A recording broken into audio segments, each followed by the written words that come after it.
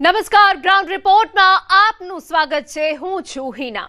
આજે અમે તમને લઈ જઈશું દાહોદના અંતરિયાળ ગામોમાં, જ્યાં વીજળીના વિકાસના દાવાઓ વચ્ચે દીવા તળે અંધારાનો ગ્રાઉન્ડ રિપોર્ટ બતાવશે અમારા સંવાદદાતા સૌરભ ગેહલોત।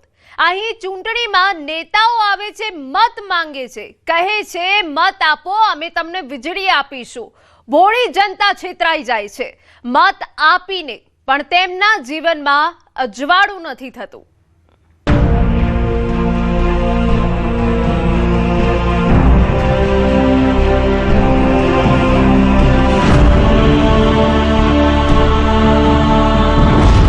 આઝાદીના 78 વર્ષ બાદ પણ સરકારની સૂતેલી નીતિઓનું કાળું મેષ અંધારું છે। આ દેશ આઝાદ થયો ત્યારની અમે એટલા બધા દુઃખ છે કે અમારી પાસે લાઇટ જ નથી આવતો। ના આવે તો કોઈક માણસો કે આવીએ છે આજે આવીએ કાલે આવીએ આજે આવીએ કાલે આવીએ। અમે ઓનલાઈન બહુ કર્યું છે। સિસ્ટમની લાલિયાવાડીએ દાહોદના ગામોને આપ્યું છે માત્ર અંધારું। 75 વર્ષની ઉંમર થયેલી છે પણ લાઇટની સુવિધા થતી નથી। તે મણી માંગણી કરી રહ્યા છે પણ કોઈ સુવિધા થતી નથી। અહીં વીજળી ગુલ નથી થઈ, સરકાર અને સરકારી વ્યવસ્થા ડુલ થઈ છે।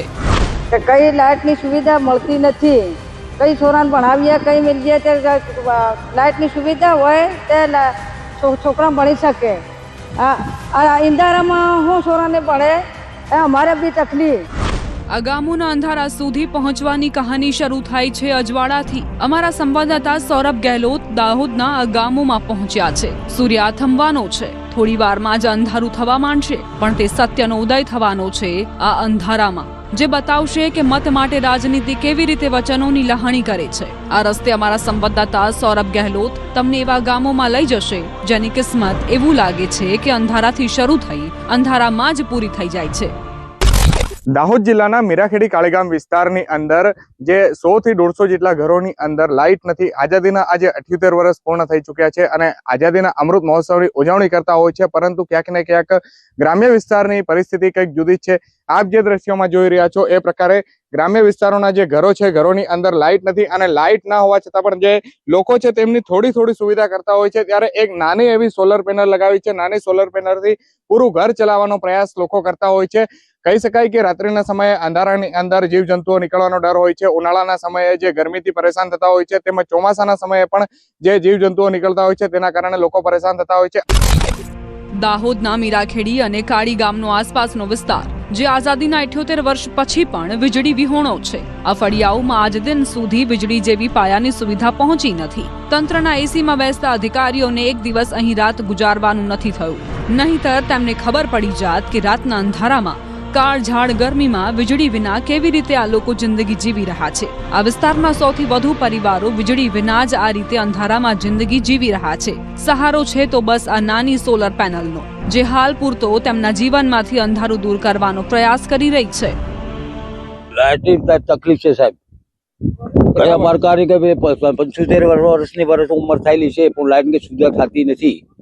તે મણી માંગણી કરી રહ્યા છે પણ કોઈ સુવિધા થતી નથી।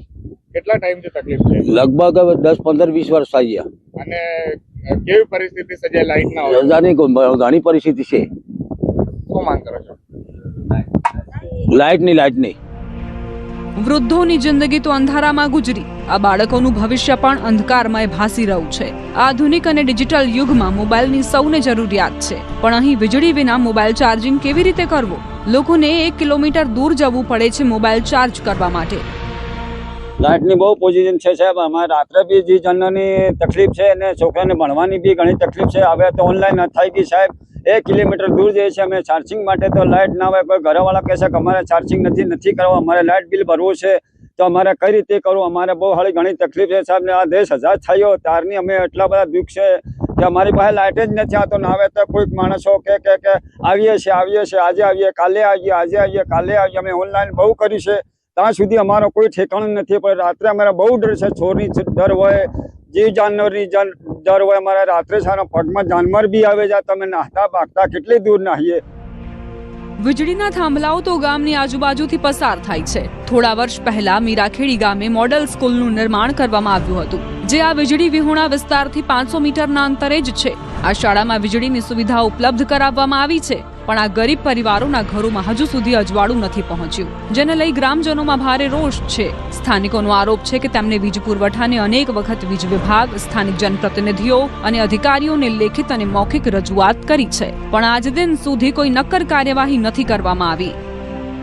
અંધારામાં પડ્યા છે, જીવ જંતુ આવે છે. વર્ષોથી અમારા બાપ દાદા બી અમે લાઇટ નથી, અહીંયા લાઇટની સગવડ નથી. અમે ખેતરો કાઢીને રોડ પાર કરીને અમે ચાર્જિંગ કરવા જઈએ, ત્યાં બી લાઇટની સગવડ ના આવે. લોકો કે બજેટ ફાવ્યું છે, સરકાર કે આટલી ગ્રાન્ટ કરી છે, આ કર્યું છે, કશું ગ્રાન્ટ નથી. અમારા છોકરા ઓનલાઈન હવે ઓનલાઈન સુવિધા થઈ ગઈ તો છોકરાઓ ભણવાની બી તકલીફ પડે છે. અંધારામાં કેવી રીતે ભણવાનું? લાઇટની સુવિધા નથી, પાણીની સુવિધા નથી, કશું સુવિધા નથી અને અંધારામાં પડ્યા છે. રાત્રે જાનવર આવે છે, વર્ષોથી પડ્યા છે અમે આવા નવા અંધારામાં જ. આ બધા વચ્ચે અંધારાનો અવાજ છે, એક સન્નાટાનો અવાજ છે. તે અવાજ ગળા ફાડીને કહી રહ્યો છે કે ક્યારે આવશે આ વિસ્તારોમાં વીજળી. તમે પણ જોઈ લો, સાંજ પડ્યા બાદ અહીં લોકો કેવી રીતે જિંદગી જીવે છે. સોલર લેમ્પ, આ સોલર લેમ્પના સહારે જ વિકસિત ગુજરાતનો આ વિસ્તાર, જેને ચાર્જ કરવા માટે સોલર પેનલ પણ કોઈ સરકારી મદદથી નથી મળી. લાઇટ વિના રાતના જીવજંતુઓનો ડર. રાત્રે મહિલાઓ અંધારામાં ઘરની બહાર નથી નીકળી શકતી. રસોઈ બનાવવી હોય તો સાંજ પડે તે પહેલા બનાવી લેવી પડે છે, કેમ કે આ સોલર લેમ્પ ચાર્જ થયો હોય તો ચાલે, બાકી નહીં. લાઇટની તકલીફ પડી રહી છે. 50 વર્ષ થઈ ગયા છે તો કઈ લાઇટની સુવિધા મળતી નથી. કઈ છોરાને ભણાવીએ, કઈ મિલીએ તે લાઇટની સુવિધા હોય તે છોકરા ભણી શકે. આ ઇન્દારામાં હું છોરાને ભણે, અમારે બી તકલીફ કઈ નહીં મળે. લાઇટ ને કઈ સમય મળતો નથી કે ખાવામાં બી તકલીફ પડે છે. કે ઇન્દારામાં ખાવાનું બનાવવામાં કેટલી તકલીફ પડે છે. કેરેસન બધું બંધ થઈ ગયું છે અને ખાવા પીવામાં તકલીફ પડે. રોટલી બી ખાઈએ તો કેવી રીતે ખાઈએ? ઇન્દારામાં બેઠા બેઠા ખાઈએ. કોઈક જનાવર આવી જાય, કઈ બી આવી જાય, ઇન્દારું પડી જાય તો ચોરની બી ધમકી હોય. આ વિસ્તારના ગરીબ માણસોના ઘરોમાં વીજળી કેમ નથી પહોંચી તે સત્ય જાણવાનો પ્રયાસ કર્યો MGVCLના અધિકારીઓ પાસેથી. જ્યારે આ વિસ્તારને લઈ અધિકારીનું ધ્યાન દોરવામાં આવ્યું તો તેમણે સર્વે કરાવવાનો રાગાલ આપ્યો. આપના દ્વારા જે અમને માહિતી આપવામાં આવેલ છે તે બાબતે અમે યોગ્ય તપાસ કરાવી અને જે લોકોને ત્યાં ઘરે લાઇટો નથી કે લાઇટના કનેક્શન નથી આપેલા એ બાબતનું અમે તાત્કાલિક ધોરણે સર્વે કરાવી દઈશું અને એમનામાંથી અમે તપાસ કરીશું કે કોને ફોર્મ ભરેલા છે કે નથી ભરેલા, અને જેમને ફોર્મ નથી ભરેલા તેમને અત્રેની કચેરીથી ફોર્મ આપી દેવામાં આવશે અને પછી એમને જે નિયમાનુસાર જે કાર્યવાહી કરવાની થતી હશે એમને કનેક્શન આપવા માટેની તે કાર્યવાહી અમે ત્વરિત ધોરણે ચાલુ કરી દઈશું. ગ્રાહક મિત્રોને શું અપીલ કરશો? અમે દરેક ગ્રાહક મિત્રોને અહીં અપીલ કરવા માંગીએ છીએ કે જેને ત્યાં પણ લાઇટ કનેક્શન ના હોય એ લીંબડી વિસ્તારની અંદર, લીંબડીના આસપાસના ગામોની અંદર, તો એ લોકો દરેક અમારી MGVCL કચેરીનો સંપર્ક કરી શકે છે, ત્યાંથી ફોર્મ ભરી શકે છે અને ઓનલાઈન અરજી પણ કરી શકે છે. ઓનલાઈન અરજી કરવા માટે એ લોકો MGVCLની વેબસાઇટ ઉપર કેવી રીતે અરજી કરવાની એ બધું જ સમજાવેલું છે અને ઓનલાઈન અરજી પણ કરીને એ પણ અમે ગ્રાહ્ય કરીએ છીએ.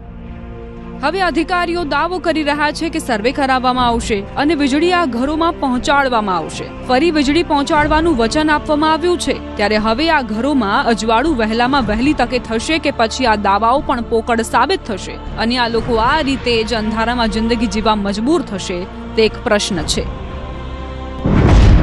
એક તરફ વીજળી વિહોણા ગામ, બીજી તરફ વીજળીનો વેડફાટ.